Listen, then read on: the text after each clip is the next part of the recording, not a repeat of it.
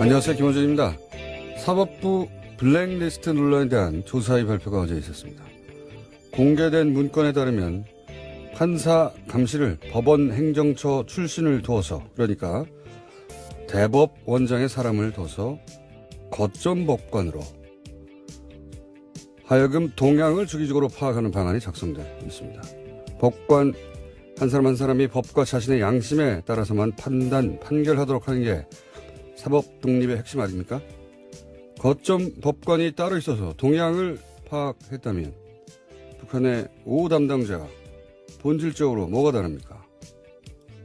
특히 박근혜 정부에게 큰 부담이었던 원세훈 전 국정원장의 댓글 공작, 항소심 판결 전후에 법원 행정처가 청와대와 연락해 의견을 나누고 재판부 의중을 파악하라고 했던 내용은 사법부가 재판부의 판결 내용을 미리 파악해서 청와대 의중에 맞추려고 한 정황에 다름 아니다. 사법부에 대한 외부 비판이 있을 때마다 독립을 해치지 말라 항변했던 사법부가 가장 조직적인 사법방해를 스스로 자행하는 당사자였던 겁니다.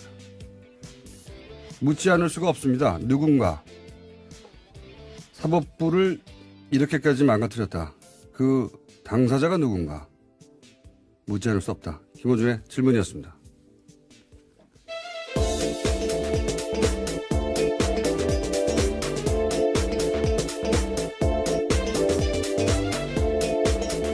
시사인의 김은지입니다. 네. 굉장히 큰 뉴스죠, 사실은. 네, 그렇습니다. 사법부가 독립이 헤쳐졌다라는 건데요. 근데 그게 이제 사법부 내부에서부터 그런 일을 조직적으로 했다는 게, 가장 큰 포인트입니다. 네. 이게 뭐 어디서 찍어 눌러서. 네, 사법부 블랙리스트 군사정권처럼 의혹을 둘러싼 대법원의 추가 조사. 협박을 해서 그게 아니고 사법부가 스스로 법원 행정처 사람을 거점 법관은 뭡니까? 거점 법관을 둬서 동향을 파악하도록 했다. 판사 한 사람 한 사람은 자부심이 강하고 자기가 스스로 판단한다고 하는 사람들인데 이렇게 거점 법관이 누군가 있었다는 게 자기 주변에 굉장히 충격적일 거라고 봅니다. 그래서 저희가 얼마나 충격적인지 이정열 전 판사님이 직접 나가겠다고 해서 저희가 잠시 후에 요 사안을 좀 더 심도 있게 다뤄보겠지만 일단 뉴스 훑어보겠습니다. 첫 번째 뉴스는 뭡니까? 네, 가장 중요한 뉴스이기 때문에 앞에 배치했습니다. 이른바 판사 블랙리스트를 조사한 법원 추가조사위원회가 어제 조사 결과를 발표했습니다. 2015년 원세훈 전 국정원장의 댓글 사건 재판 과정에 박근혜 정부 청와대 민정수석실이 개입한 정황이 나온 건데요. 이 문서에는 당시 우병우 수석이 이끄는 박근혜 정부의 청와대 민정수석실에서 법원 행정처의 항소 기각을 기대하면서 판결 전망을 문의했습니다. 그러자 행정처가 재판부의 의중을 간접적으로 파악하려고 노력하고 있다라고 썼는데요.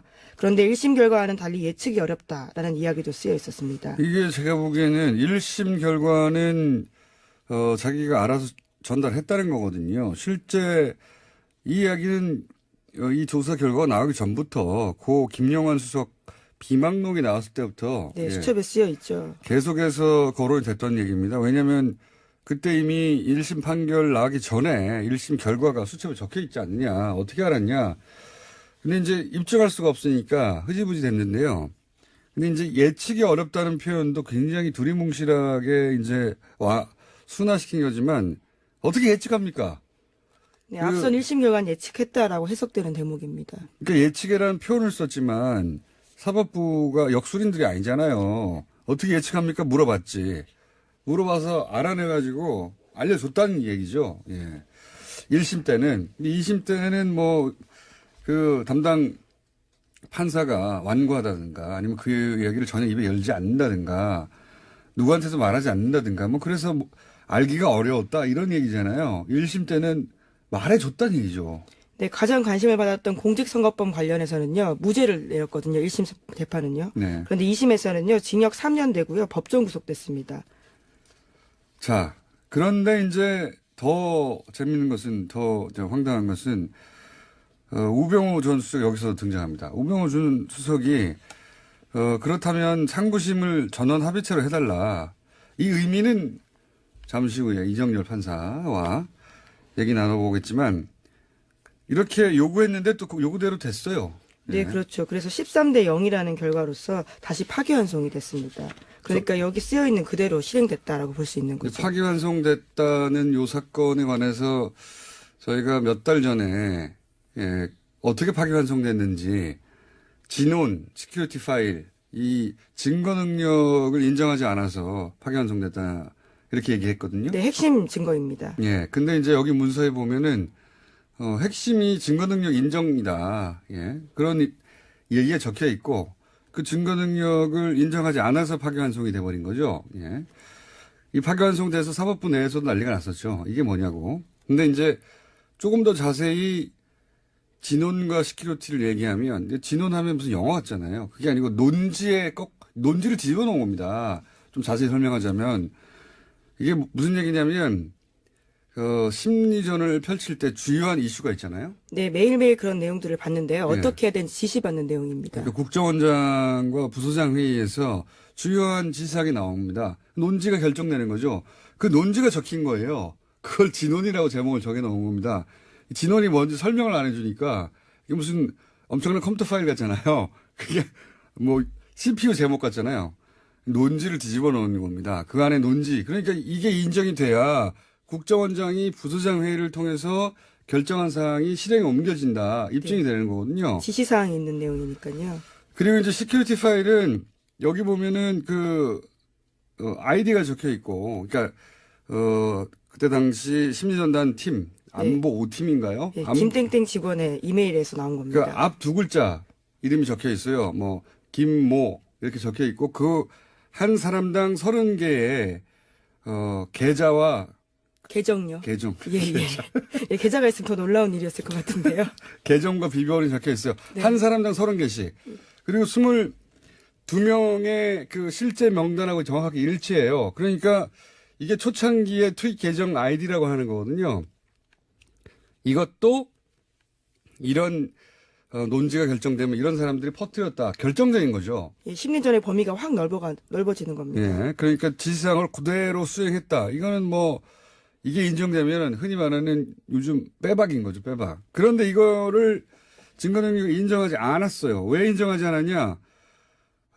본인의 이메일이 맞고 본인의 이메일에서 나온 것도 맞고 본인의 이메일에 해킹된 적도 없고 그런데 내가 작성한 게 기억나지 않는다. 예, 갑자기 그렇게 부인했습니다. 처음에 재판 나왔을 때만 하더라도 그렇게 이야기 안 했는데요. 어디서 코치를 받고 왔는지 두 번째 재판 나왔을 때 그렇게 말을 바꿨거든요. 본인의 이메일이고 그리고 해킹된 적도 없고 자기께 맞으면 부인할 수가 없잖아요. 그래서 부인하지 않았어요. 근데 갑자기 부인을 합니다. 기억나지 않는다고. 그랬더니 증거 능력이 없다고 파기환송을 해버린 거, 이거 황당한 일이 벌어졌는데 그게 그냥 벌어진 게 아니라 이런 주고받는 상황에서 이런 일이 벌어졌다는 겁니다. 예, 대법원 행정처가 코치했다라고 볼 수밖에 없는 상황이죠. 당연히 그렇게 의심을 할 수밖에 없는 겁니다, 이제. 그런 일이 그러니까 특정 재판에 대해서 사실은 이렇게 끌고 가야 되겠다고 청와대와 사법부의 법원 행정처에서 계속 의논했던 거죠. 그래서 이렇게 하면 된다 해서 그 방향으로 가서 실제 그렇게 얼토당토하는 결과를 내버린 거예요. 네, 그 증거가 나온 겁니다. 이번에 물증이요.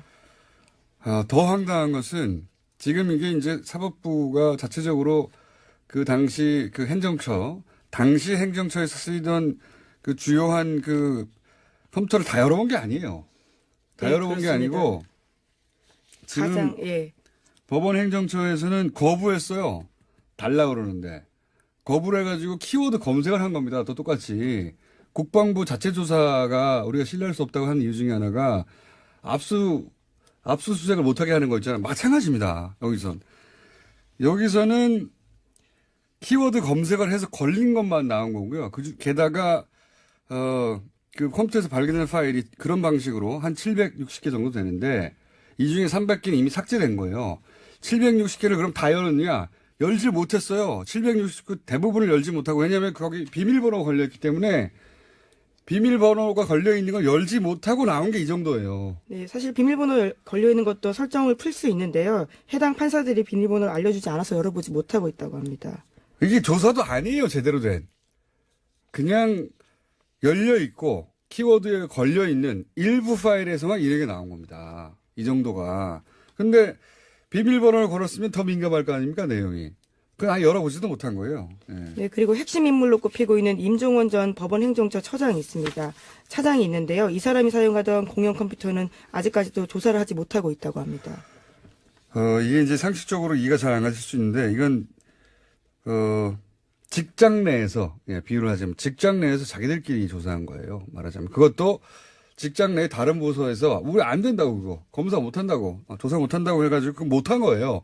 사법부에서 이제, 사법부 외부에 사법부 일을 맡기는 데 대한 그 기본적인 거부감과, 우리가 최종 판단 기관인데, 우리가 해결 못해서, 검찰에 맡긴다는 것에 대해서 부정적인 인식이 사법부 내에서는 있겠죠. 그건 조직의 논리고, 이거 범죄를 방치하는 겁니다, 이거는. 현재 정말. 강제 수사가 되고 있지 않는 상황입니다. 그러니까 아무도 강제로 어떤 파일을 열어보지 못한 거고, 지금 걱정되는 것은 뭐냐면, 당장 삭제할 수 있잖아요. 예. 하드만 떼가지고, 하드만 떼면 어떻게 합니까? 자기 PC 하드 떼가지고 가져간다든가, 누군가 시켜서 밤에 삭제한다든가, 디가우징 한다든가, 뭐, 기타 등등 여러 가지 방법으로 특정 파일을 군사 수준으로 반복 삭제하는 것도 있고, 여러 가지 방법이 있거든요. 그렇게 할 수도 있는 거예요. 이 답답합니다. 이거 수사해야 한다라고 저는 생각하는데, 이정열 판사에게 물어보겠습니다. 대체 어떻게 해야 되는지. 그냥 일반인의 상식을 보면 이게 말이 되나?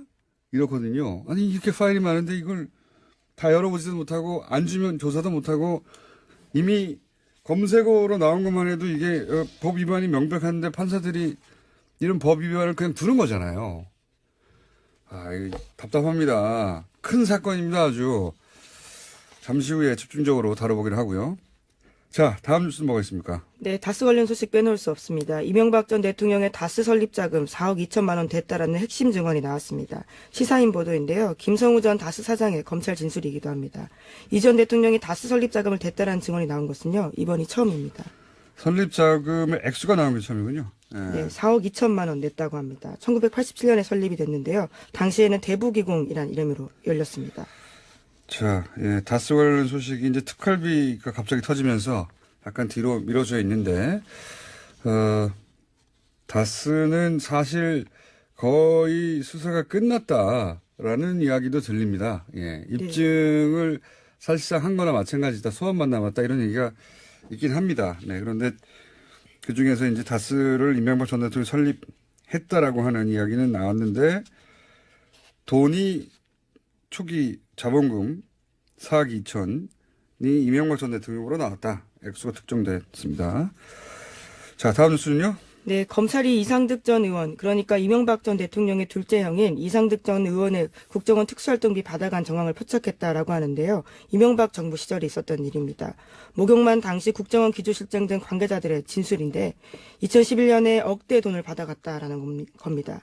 직접 자기가 줬다라는 이야기도 하고 있는데요. 당시는 인도네시아 대통령 특사단이 방 안에서 있었는데 숙소에 침입했던 일이 있었습니다. 국정원 직원들이 들켰는데요. 그 상황을 무마하기 위해서 돈을 준 게 아니냐라는 의혹이 나오고 있습니다. 어제는 이제 김윤옥 여사 관저 행정관이 돈을 받은 걸 인정했죠. 예. 쇼핑백에 돈이 왔다. 예, 방식까지 구체적으로 예. 나왔습니다. 본인이 먹지 않은 한, 예, 그 돈은 그러면 김 여사에게 전달됐을 테니까 이제는 이제 가족으로 지금 확대되고 있는 와중인데, 형 이야기도 나온 거죠. 형이 당시에 특수활동비를 그 형에게, 이명박 전 대통령 형, 이상득 전 의원에게 줬다고 하는 이제 진술이 나온 거죠. 근데 이때 이제 그 검찰에서는 국정원이 당시 위기에 몰려 있었기 때문에 그 상황을 돌파하기 위해서 이런 돈을 준 게 아니냐, 뭐 이런 이야기인데, 이거 굉장히 재밌는 사건입니다. 인도네시아 대통령 특사단이 방문했을 때 괴한이 침입했다, 뭐 이런 뉴스가 나왔었거든요. 네, 그래서 경찰에 신고됐습니다. 인도네시아 대통령 특사단에서 신고할 수밖에 없죠. 이 당시 사건이 어떻게 되냐면 굉장히 재밌어서 잠깐 말씀드리면, 이명박 전 대통령 면담이 잡혀 있는 날이었어요. 그래서 이제 특사단이 면담을 하러 가는 거였거든요. 그러니까 비는 게 분명하죠. 면담이 있다는 걸 알았던 거예요. 예. 나중에 이제 국정원 직원들로 드러났으니까 국정원에서는 면담이 있는 걸 알고 당시 남자들 여자 한 명으로 이루어진 3인조가 투입됩니다. 그래서 이제 노트북에서 뭘 카피하고 있는데 그중에 한 사람이 뭘 놓고 갔는지 다시 돌아온 거예요. 들켰죠. 들켰는데 웃긴 건 그럼 한 사람이 망을 보든가 했어야 되는데 3명이 다 바빴나 봐요. 방에 들어와가지고 들켰어요. 들켜가지고 진짜 웃긴 것은 여기서부터 들켰으면 냅다 도망가서 자기 신원이 드러나지 않도록 해야 되잖아요. 그중에 노트북 한 대를 들고 나갑니다. 그렇죠. 들고 나가니까 이 특사단 입장에서는 없어진 게 없으면 뭐 신고를 안 했을 수도 있을지도 모르겠습니다. 노트북 하나 들고 도망갔잖아요. 당연히 신고를 했죠. 그 호텔에서 찾았어요. 그 국정원이면 깜짝같이 사라졌을 것 같잖아요. 19층에 숨어 있다가 잡힙니다. 이 사람들이. 이 특수훈련을 받은 국정원 요원이라고 보기엔 굉장히 어설픈 일들이 많아서요. 물건을 훔쳤다는 점도 굉장히 문제지만 더 웃긴 거 들켰다는 말씀드릴게요. 게 더 문제로 그것도 웃기지만 그러니까 첩보기관의 입장에서 보자면 들킨 게 더 문제죠. 그렇죠. 예, 들키지 말았어야지 했으면. 더 웃긴 건 비상통로에서 발견됐거든요. 발견되니까 노트북을 주고 다시 도망가요. 굉장히 제가 보기에는 그 세계 첩보기관 사상 가장 치욕적인 사건 하나로 정말 망신스러운 예. 일입니다. 전 세계 베스트 10 안에 들어갈 정도의 사건입니다, 이게. 노트북 들켰는데 눈앞에서 노트북 하나 들고 도망가고 그것도 비상통로에 숨어 있다가 호텔 직원한테 잡히니까 냅다 노트북을 돌려주고 다시 도망가고. 여기서 좀 이상한 점은 호텔 방문을 어떻게 열었느냐.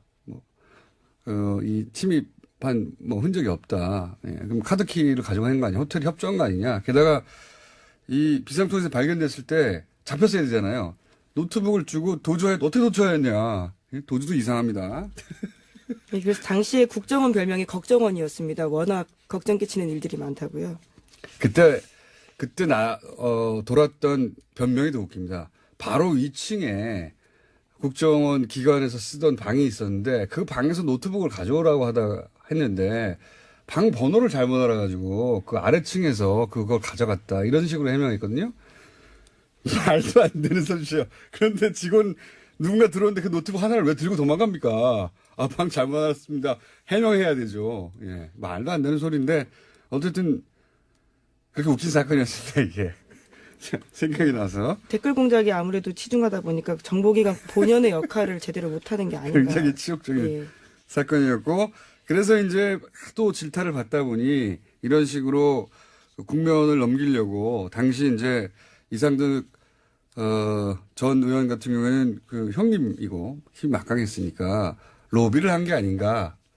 당시 뭐 예산이 줄어든다든가 이런 일이 있을까봐 뭐 이런 의구심을 가지고 이제 있는 거죠. 예, 의심을.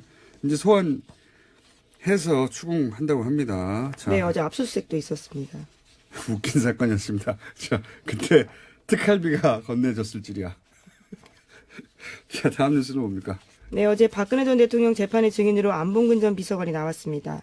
안 전 비서관은 박근혜 전 대통령에게 보고할 때 최순실 씨가 있었다라는 진술을 했는데요.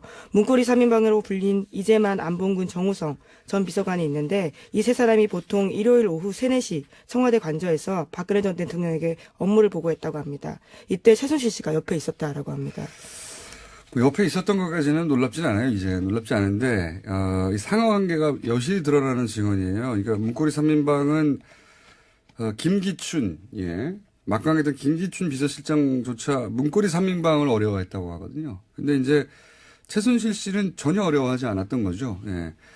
최순실 씨는 그 문고리 3인방도 어려워하지 않았을 뿐만 아니라 박근혜 전 대통령도 어려워하지 않았어요.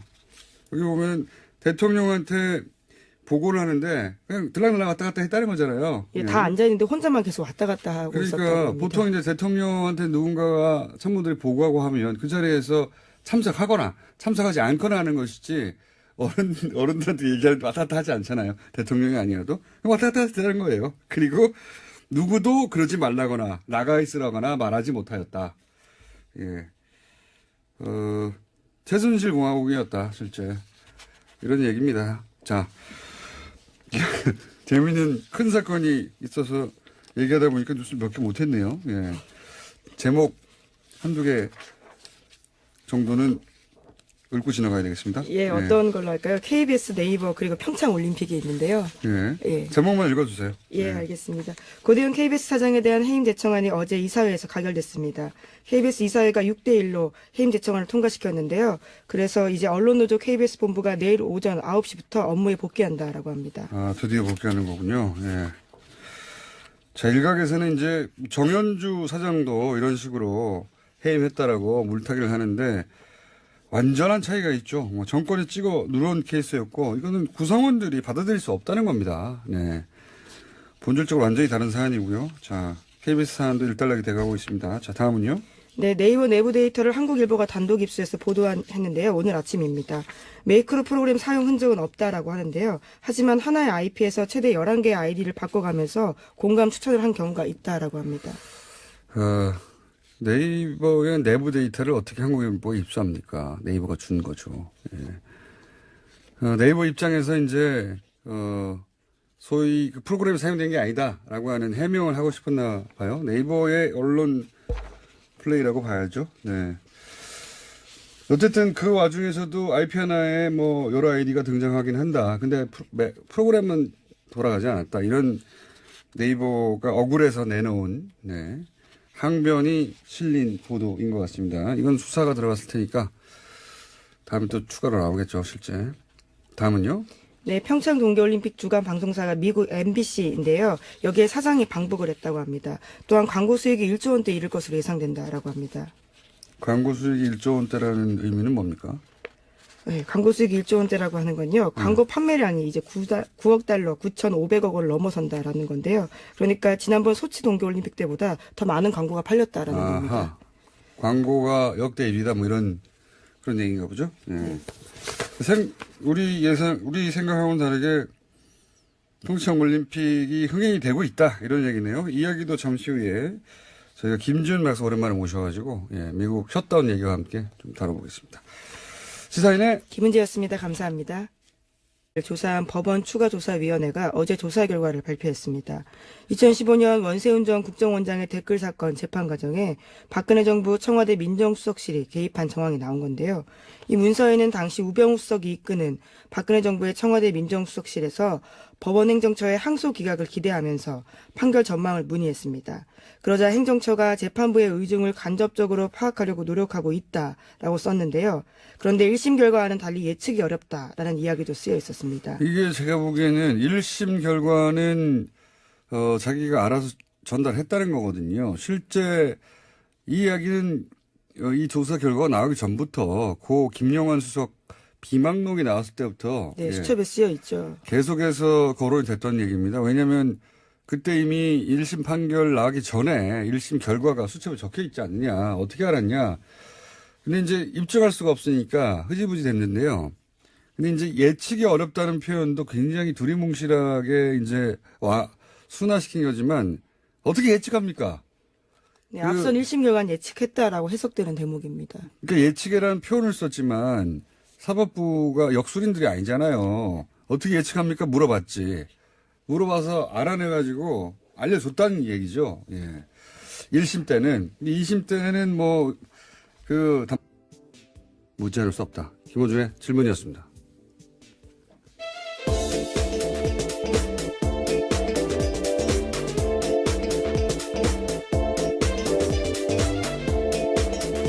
시사인의 김은지입니다. 네.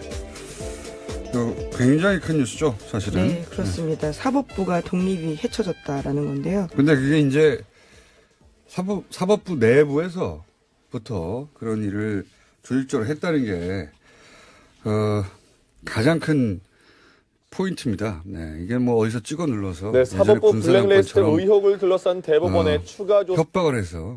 그게 아니고 사법부가 스스로, 법원 행정처 사람을 거점 법관은 뭡니까? 거점 법관을 둬서 동향을 파악하도록 했다.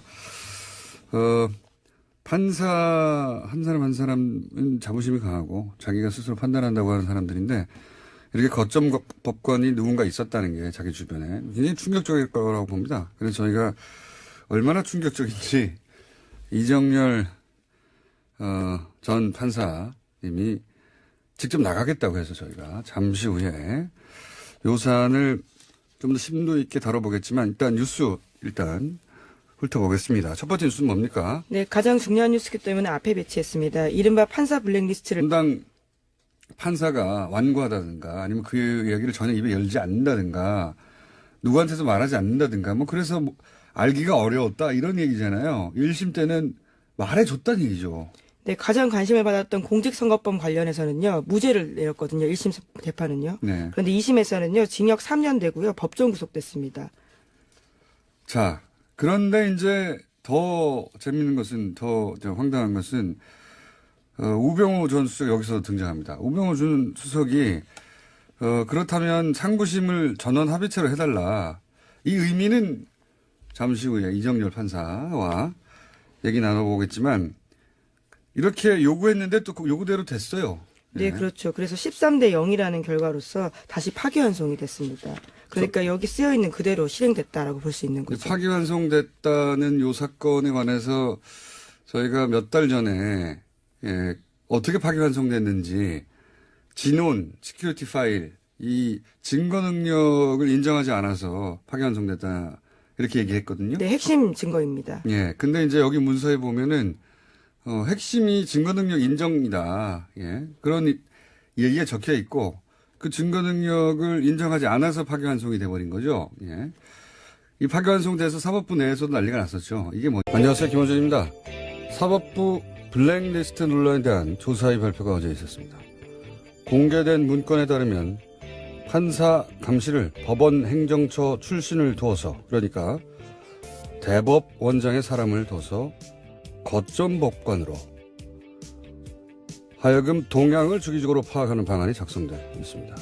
법관 한 사람 한 사람이 법과 자신의 양심에 따라서만 판결하도록 하는 게 사법 독립의 핵심 아닙니까? 거점 법관이 따로 있어서 동향을 파악했다면 북한의 5 담당자가 본질적으로 뭐가 다릅니까?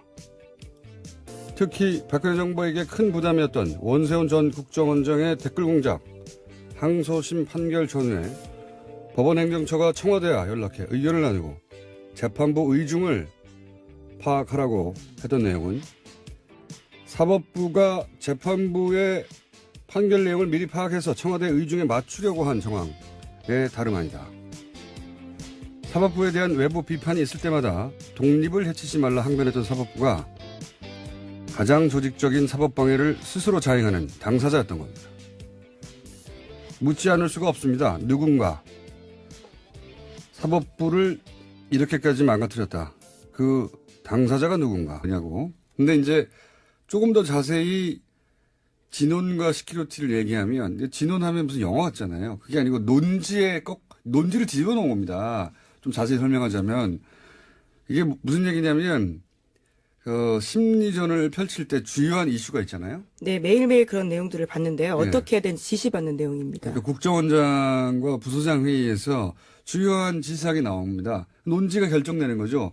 그 논지가 적힌 거예요. 그걸 진원이라고 제목을 정해 놓은 겁니다. 진원이 뭔지 설명을 안 해주니까 이게 무슨 엄청난 컴퓨터 파일 같잖아요. 그게 뭐 CPU 제목 같잖아요. 논지를 뒤집어 놓은 겁니다. 그 안에 논지. 그러니까 이게 인정이 돼야 국정원장이 부소장 회의를 통해서 결정한 사항이 실행에 옮겨진다. 입증이 되는 거거든요. 지시사항이 있는 내용이니까요. 그리고 이제 시큐리티 파일은 여기 보면은 아이디가 적혀 있고, 그러니까, 그때 당시 심리전단 팀, 안보 5팀인가요? 네, 김땡땡 직원의 이메일에서 나온 겁니다. 그러니까 앞 두 글자 이름이 적혀 있어요. 뭐, 김모, 이렇게 적혀 있고, 그 한 사람당 30개의, 계좌와 계정요. 계정. 예. 예, 계좌가 있으면 더 놀라운 일이었을 것 같은데요. 계정과 비번이 적혀 있어요. 네. 한 사람당 30개씩. 그리고 22명의 그 실제